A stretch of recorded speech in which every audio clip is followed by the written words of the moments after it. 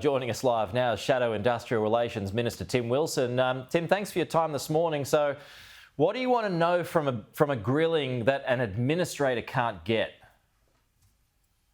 Well, what we want to know from the administrator is what he knew, when he knew it, what he's approved, and what he's green-lighted, because what we're hearing from whistleblowers, despite the commitments from the minister, is that it seems they've green-lighted meetings between CFMEU officials and John Setka. He's merely issued cautions about the idea of meetings with organised crime figures and people like Mick Gatto. And we know that the whistleblowers are claiming that there's been approvals for certain types of cartel kickbacks and the handing over of Versace gold bracelets to people who have since been sacked because of being put in positions by the administrator himself. Yesterday, the minister boasted in question time that she's been speaking to the administrator. We kind of want to know what they're talking about and whether she's asking questions about WTF, which is a fair question from the minister to the administrator. You reckon they're all in cahoots? Well, at this point, what we see is the administrator seems to be more concerned about political interference for the government. And this isn't my allegation. This is what whistleblowers are saying, that one of the decisions of the administrator is not to ask questions of the government, lest it ends up in the re-establishment of the ABCC to crack down on union corruption.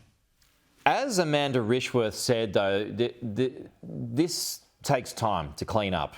And in her view, it's an administrator that is the best option to sort things out. I mean, is that not a reasonable approach at this stage? I don't think it is a reasonable approach at all. The Albanese government abolished the ABCC and removed the cop on the beat and let the CFMEU off the leash. They've appointed an administrator after organised crime and criminal gangs were involved in public projects, which has led to the crisis that led to the appointment of the administrator. The questions from whistleblowers have now raised is that they have become an enabler of putting people in key strategic positions within the union. I agree it's going to take time because the CFMEU is so corrupt. But when you have these allegations from whistleblowers, you have to start to question, is it actually working versus an alternative approach? The minister's in denial. She's supporting the administrator to the hilt, and now her future and fortune is tied to the administrator's success. A couple of other issues this morning, Tim. Kevin Rudd is in town spruiking superannuation opportunities in the US. This is all part of the deal that was signed with Donald Trump last week. Didn't get a lot of attention last week. Rare Earths did. But have you got any issue without our super giants investing more of Australian investments in the United States?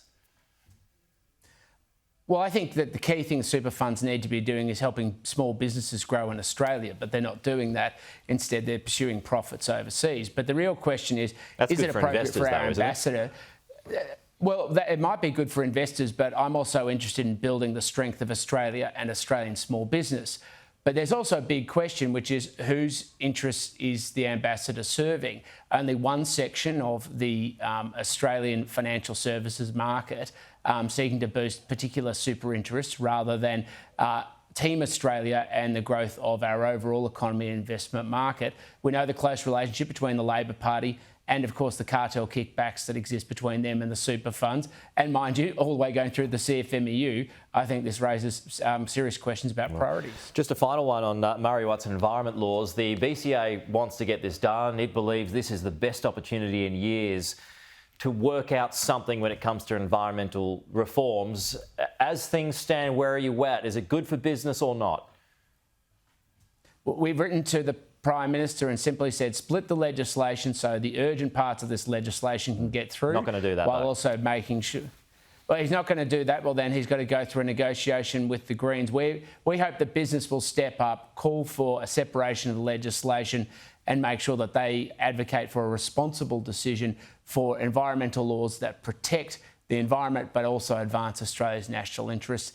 They should be backing us in. Do you think, speaking of advancing the national interest, the McPhillamys gold mine in Blaney is one of them? It was knocked back by Tanya Plibersek. Is that one opportunity that the government would earn a lot out of given the price of gold at the moment? Is that something that should be re-looked at and perhaps approved now by the new Environment Minister?